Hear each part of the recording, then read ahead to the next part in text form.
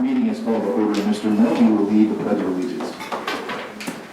Pledge allegiance to the flag of the United States of America and to the republic for which it stands, one nation, under God, indivisible, with liberty and justice for all.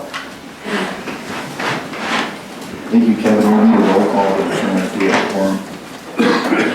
Fruit. Here. Tepley. Here.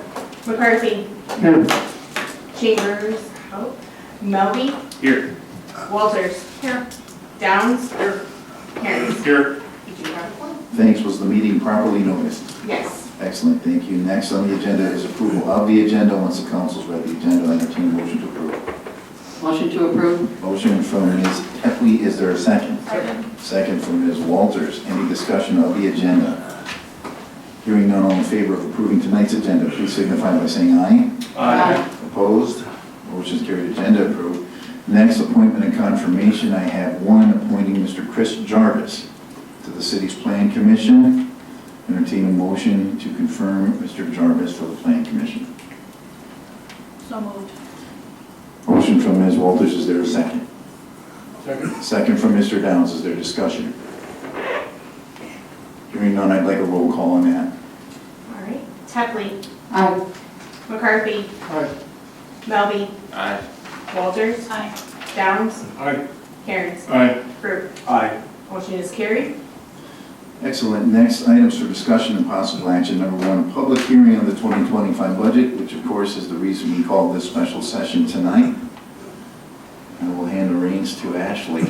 Yeah, so we do have a PowerPoint presentation prepared for tonight. It's not included in the packet, but what you do have in the packet is a budget summary that's more expanded than the one that's included within the resolution. So before we go into the PowerPoint, I'll just touch on a few things related to that. And then the other thing you have is a list of the outlay projects, so the items that were budgeted for within the outlay broken out a little bit more, and the amounts there. So in the budget summary notice that's in there, there's a lot of lines, and it's broken out, trying to give a capture by department. What is the total cost of that department?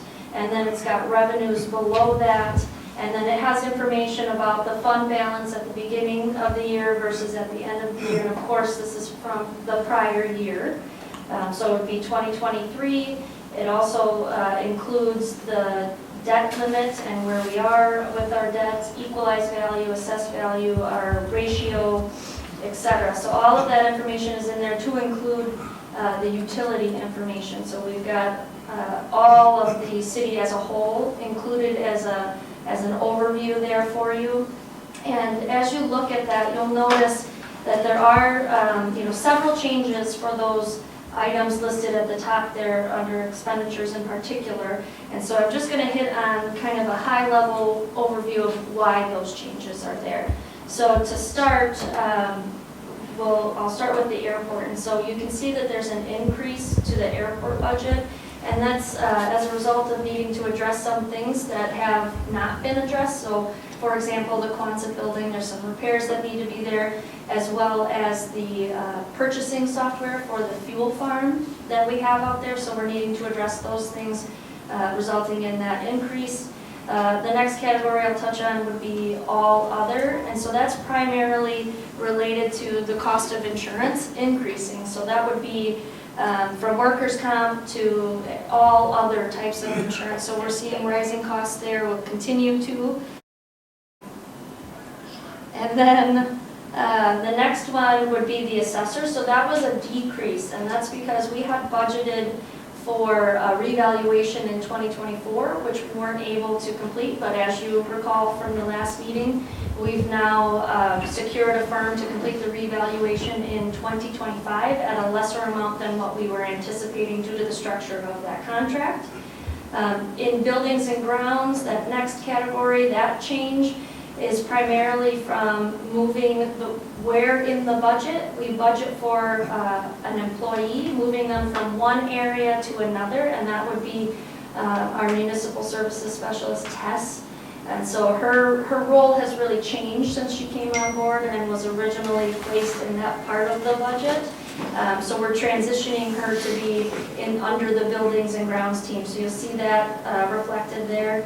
And then additionally, the change results from right now having a vacant position in that department, which the former person in that role did not take insurance benefits, but not knowing who we will hire, we're planning kind of worst case scenario in that and allowing for a full benefit package there. Sorry, I just had to let a couple people in the meeting. Then moving on to the cemetery, there's a slight increase in the cemetery related to a garage repair that's necessary. And then economic development, you'll notice that there's a decrease there, and that's because of the transition with Jason being both economic development director as well as the director of public works. So his wage and benefits are being split between departments, so that decrease is related to that. For the library, primarily, their increase is related to wages and benefits. Parks and Recreation, there was a decrease because we had, if you recall, there was a utility billing error that we needed to pay back. I think it was over 2 years, about $16,000 per year that we paid. So we'll have satisfied that outstanding balance in this budget, and we don't need to budget for that going forward. And then there was a concerted effort to trim back as much as possible on various line items, and things like supplies and areas where we can just really tighten up things. Under public safety, this category is not just police, it covers fire, ambulance, all public safety related things. So Billy, he's with us here tonight, but he did a really great job of going through each line and tightening that up as much as possible. We know that we had an increase related to the union contract, but we were really able to offset that by trimming back those lines and getting much tighter in our budgeting for contracted services. With garbage, we have a contract, and 2025 is the last year of our current contract. Each year with our garbage, recycling garbage, it increases. The cost to the city increases, so it's reflected in that increased cost. And something I do want to note is that even though our cost has increased each year of this 5-year contract, we've not adjusted the fee to the customer, so to the residents receiving the service, to reflect the increased cost of the service. So in order for us to break even, that is a fee that needs to be adjusted for 2025. Moving on to streets. We've got Jason with us tonight, so this is one of the areas of the budget that is his. He took great pains in trying to reduce cost in any and every possible way. The biggest reduction was in the overlay line item, so that was reduced from $150,000 to $105,000. Last year we did budget more because we were able to. Previous to that, about $100,000 was budgeted for street overlays every year. We've spent this year around $135,000 on street overlays, and that really depends on the cost of the materials needed and how much we can get at that cost, how much road we can cover, and where's a logical endpoint in some of the streets. So it's a little imprecise in calculating that. And then additionally, as you're aware, Darcy Perkins, she was hired on a temporary status as the same title as Tess, that municipal services specialist, so really being able to serve in a lot of capacities, and she's been providing administrative support for Jason both in economic development and public works. So within this budget, we did seek to make that position a full-time position. So if approved and if included in the budget, that would be possible for her to remain with us beyond the temporary status that she has until December 31st. Moving on to taxi, so this is the end of our contract that we currently have for the shared ride taxi service. A lot of contracts coming due this year and next. So with that, there's been significant changes in the rates, and so we're bound by federal regulations for what we have to use to calculate what would be a fair rate to pay for the service. So in calculating that, this is based on what's estimated for that service, which, like I said, is a big increase from what we have right now, and that's something that will be coming before you very soon for your consideration. And with the taxi service, 80% of the cost of the taxi service is paid for through a federal grant. And then there's state aid that we receive also, and so the goal is always to break even. It doesn't always happen, but that is the intent. It might be a little bit different going forward with the increased cost. The state aid might not match the level, but that is the goal. And then tourism, it's a little bit misleading the way that it's seen here, but with the structure of the budget, we have tourism and community development that are in the same area, same section. And so tourism really encompasses more than just what Marty does in his role. And so we did have a decrease in there, but that was related to a reduction in the amount that we're budgeting for broad community-based projects. And so examples of what we've done in the past with that line item that was reduced was the wayfinding signs, the advertising on the digital billboard. So with the budget, we'll still be able to continue advertising on the digital billboard, but taking on new projects or new initiatives will be quite limited. And then capital outlay, this was an increase related to potential grant projects. So we do have $2.5 million that we were awarded for the infrastructure project. So this is allowing for us to spend those dollars as well as anticipating possible grants that we might be awarded. Also, it's important for us to keep these levels at a certain level, so that way in the future when we have large projects coming up, we're not penalized by exceeding our expenditure restraint and then lose those funds available to us because we've just spent more than what we have in the past. And then lastly, debt service. We did have one loan that we had our final payment on this fall, so that's falling off for us. And then we're making sure that TID-related debt and all things TID, they're not included in that debt service. It's a separate category. I know in years past it was included in that area, when in reality it really should be in a separate section and not accounted for under there. And then lastly, about revenue. So we had, with revenue, it was a little bit different. It was a lot of little things that added up. So we did have a decrease to our actual levy limit. So you'll notice when you look at this, the total amount of tax levy that the city is able to levy is actually less this year than it was last year. And so in part, it's related to net new construction. And so if we don't have that new construction, we cannot, expand our levy.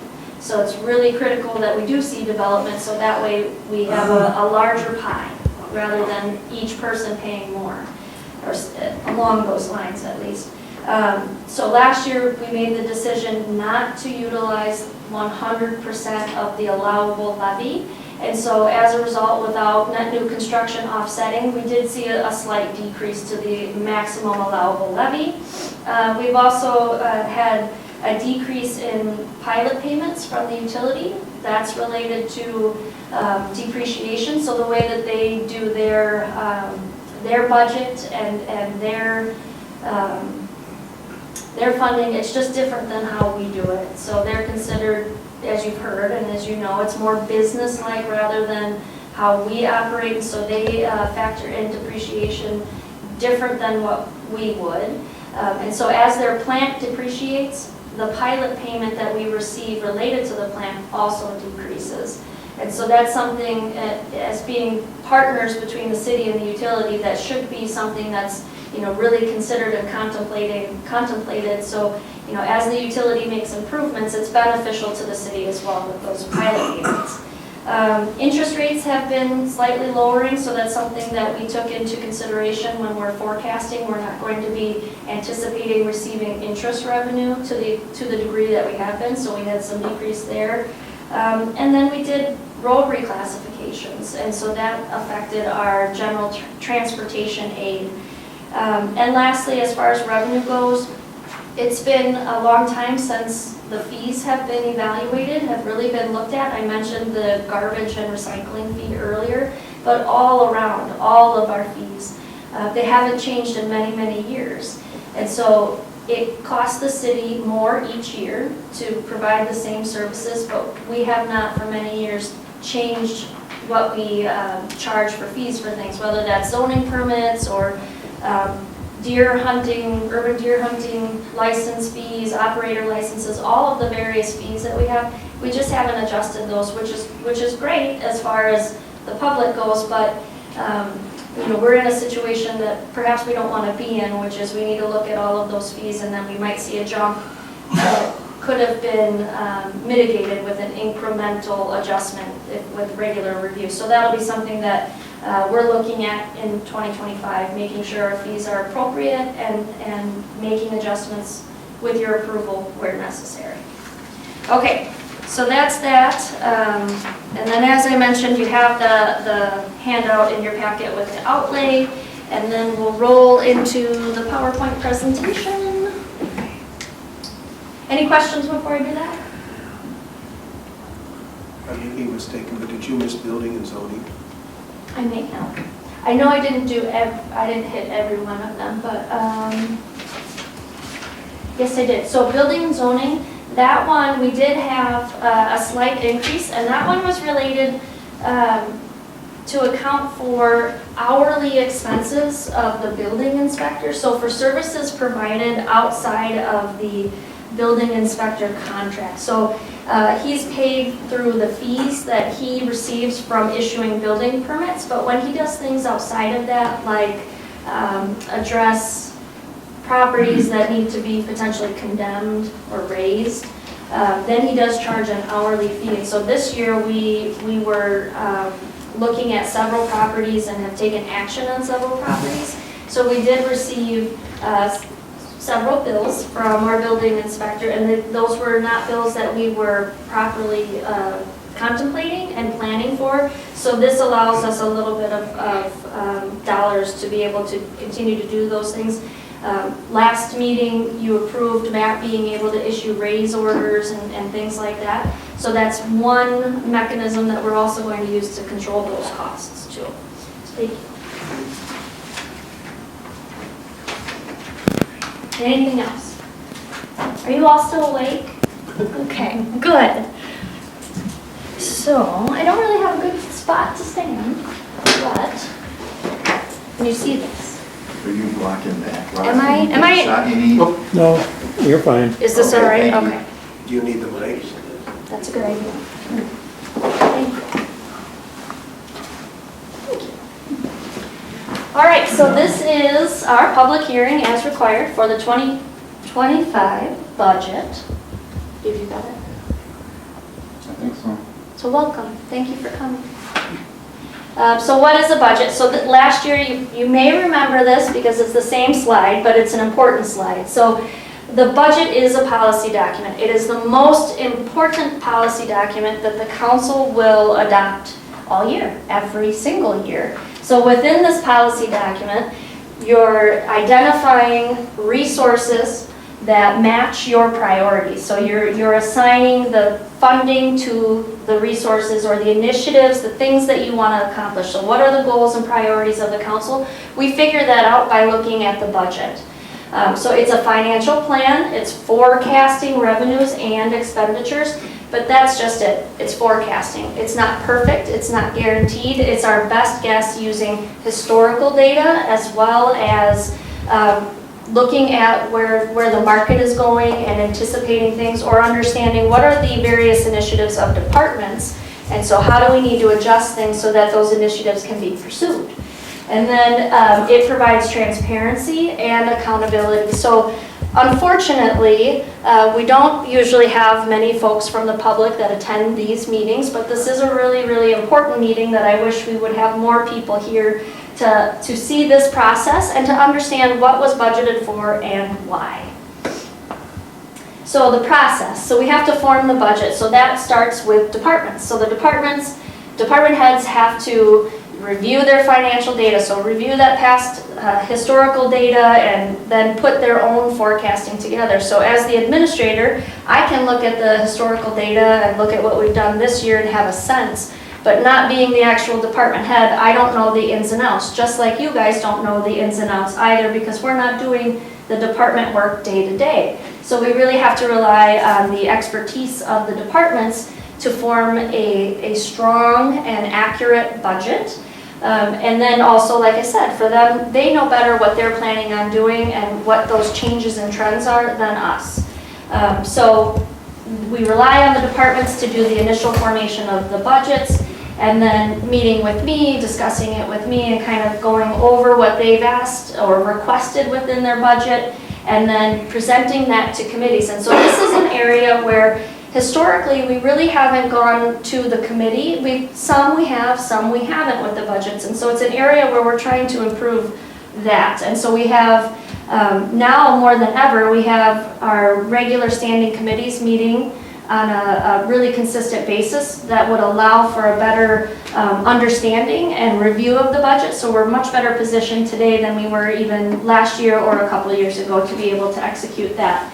And then traditionally, department heads will come before finance and make their requests, answer any questions that finance may have, and then finance will identify any adjustments that they would like to see, or if something isn't budgeted for to the extent that they believe is the desire of council, they'll make those recommendations and then adjustments will be made. Then we come to where we are right now, which is the public hearing, and where you all will set the mill rate and adopt the budget. And then after that, we have to implement the budget. So it is a policy that requires implementation. So we have to carry out the will of the council through execution of the budget. And so each department is responsible for managing their own budget within the limits of their budget, and then do regular reviews of their revenues and expenditures. And then again, there's monitoring by myself as well as committees, and then ultimately the council. You get the treasurer's report every month, which is giving you a high-level overview of where things stand. So this, can you see the yellow? No? Okay. We'll note that for next year. So we're trying to make it colorful and really grab your attention. So this is a 2024 review. So here are some highlights. This is not an all-inclusive list, but these are some highlights from the things that have happened during the year of 2024. We adopted a donation policy, and as a result of that, we did receive a kayak landing, which was a great improvement for the Parks and Rec Department and the community. We installed wayfinding signs, which you've all seen now, all about town. We completed the cemetery GIS project, and that was in partnership with Southwestern Regional Planning Commission, with Tess really leading that initiative. And we will have, Tess is working on getting the link on the website, and then I think probably the Public Works Committee will be the first to get to see that. We completed phase 3 of the street project. I know there's still a punch list of things that will be addressed in the spring, but that project got completed. We purchased the real estate along Orange Street, which is really critical to future development. We just initiated the RFP process for a hotel development. Something that I think is one of the things I'm most proud of happening during the time that I've been here is this part in yellow that you can't see, which is transition to shared IT services and email. And so this is thanks to the Utility Commission hiring a utility manager and creating an avenue for us to partner. So Scott and I have worked really hard to evaluate our IT services, our software, our systems, and we found a path to be able to work together, partner, and utilize services through WPPI that are available to the utility, but not available to the city unless we partner. So we've been able to initiate that shared service, and it's going to result in us being able to replace, Scott mentioned last time, one server rather than two. We both need to replace a server, and so now we can do that together and save money that way. Also, we're on 2 different email packages, systems. We're in the process right now of working with WPPI to merge our email so we're all under one account, and we have a maximum benefit of that tool for communication. We also purchased a generator, and that was a joint purchase with the utilities. So the generator is servicing this building. So in the event that we had an emergency situation where we lost power here, and this would be most likely the place in an emergency event that we would have like the emergency command. And so we would need to have this powered. We couldn't do that before this generator purchase, so it was a really big improvement. So now not only does the police have power, we have internet connection, all of that in the event of an emergency. We just contracted for the 2025 revaluation. An ad hoc committee was formed to update the council rules. We purchased a leaf vacuum, and that was a really big win too with the leaf vacuum, because we were able to purchase a quality piece of equipment, but at a much lower cost than what we were anticipating. Some other major wins: clerk was appointed, DPW was appointed, we've got a utility manager appointed, we had a zoning administrator hired, and we are all around going through records, digitizing things that we can digitize, getting things put online that aren't online right now, getting forms, online fillable forms, making a lot of improvements. I think in many ways this past year has been sort of a housekeeping year, if you will, trying to get things, foundation set, so that way we can keep building on it in a very strong position. So looking forward into 2025. So we're going to execute the revaluation, and as you heard last time, it's going to take almost the entire year to complete that process. Infrastructure improvements, so that would be utilizing those grant dollars to be able to get the utility and street infrastructure in place, utilizing those funds. Also, these two are kind of tied together, so we want to promote and support housing development, and we hope that we're able to use that grant to do that, to do just that. So we're continuing to look at policies and SOPs. You know, you guys are aware from your work with the council rules that there are a lot of things that we have that work and are good, but just haven't been reviewed in a long time and just could use some updating. And that's true, I think, in every department. And so we're just taking a hard look at all of those things. Improving IT security. So unfortunately, you know, we're aware of some IT security concerns right here close to home, and we don't want to have that happen to us. So improving our security in any way that we can, that's a huge priority. Improving safety and emergency preparedness. So within the community too, we've had some emergency events. Mr. Melby, as our emergency government coordinator, you've been called to that. And we've thankfully through those events identified some areas where we can make improvements and make some adjustments, so that way we're all trained, ready to go, know what our roles are and how to respond to those events. Improvement to the municipal parking lots, and specifically that'd be the Jefferson parking lot and the parking lot that connects with the fire department's parking lot. We know that we want to create at least one TIF, so that's on there. We want to continue with the street overlays.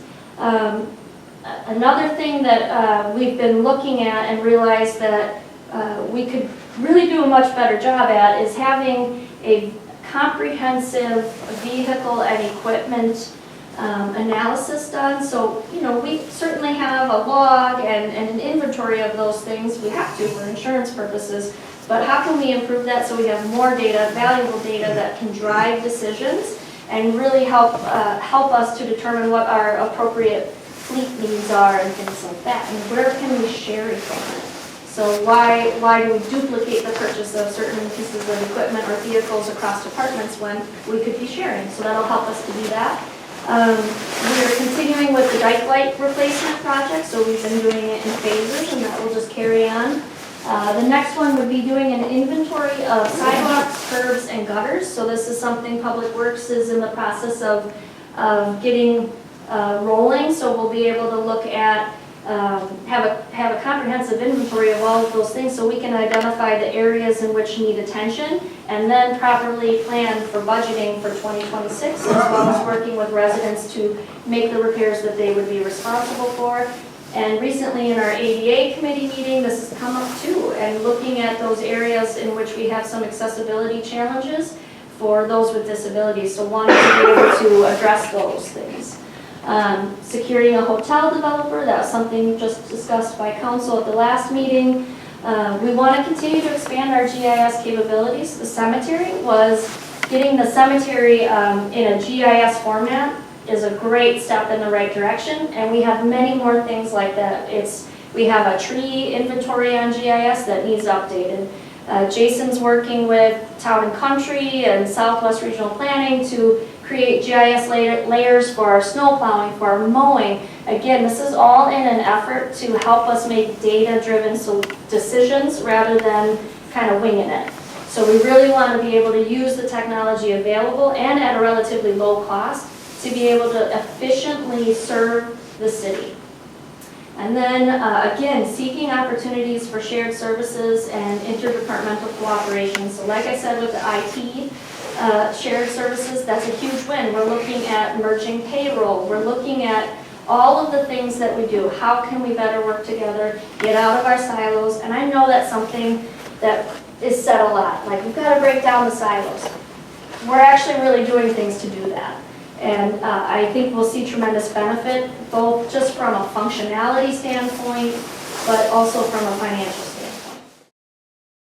Following the detailed budget information presentation, the Council, by adoption of a resolution, voted to approve the measure as presented. The result is $10,734,882 in expenditures, with revenues of $10,195,587. This means there will be a tax levy on property within the city of $2,332,552, resulting in a mill rate increase from $9.04 this year to $9.22 for 2025. However, the net mill rate will decrease from $29.67 to $28.94. The Common Council also approved a developer's agreement with Panorama Estates for the construction of 2 more apartment buildings on their property on the city's west side. Construction is to begin in June of 2025, but it hasn't been determined yet if the new buildings will be constructed simultaneously or consecutively. At any rate, when completed, the project will add 92 new apartment units in the city. Information from the Richland Observer newspaper contributed to this story. Rod Perry reporting for Nova Video.